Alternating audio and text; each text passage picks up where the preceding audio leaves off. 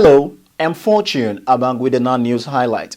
President Muhammadu Buhari has felicitated with Christians on commencement of the Lenten period and urged them to pray for the unity of the country.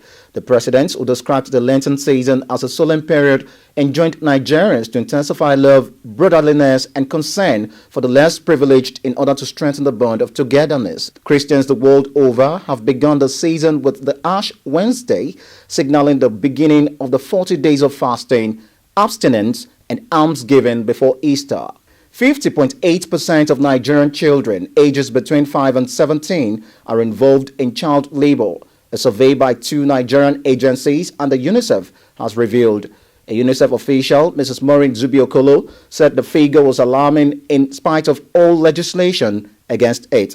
She identified the North Central region as having the highest burden of child labor with 56.8%. 8 healthcare foundations celebrate World Condom Day in Abuja with the theme Always in Fashion.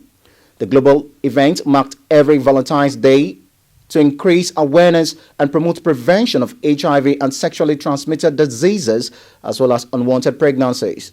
The South African police has raided the Gupta family home business associate of President Jacob Zuma. This followed allegations that the family used its links with the president to win state contracts and influence cabinet appointment.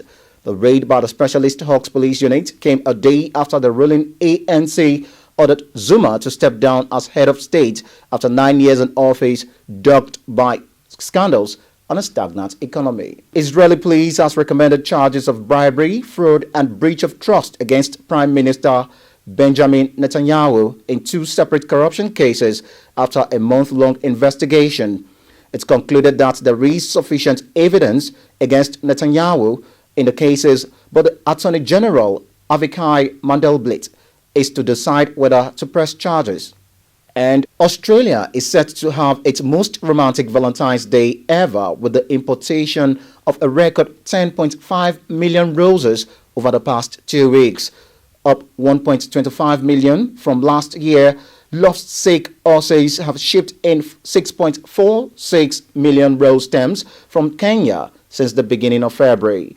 Australia's agricultural sector has, however, expressed concerns over the importation impact on the domestic flower industry. For details of these and other stories, log on to our website nan.ng.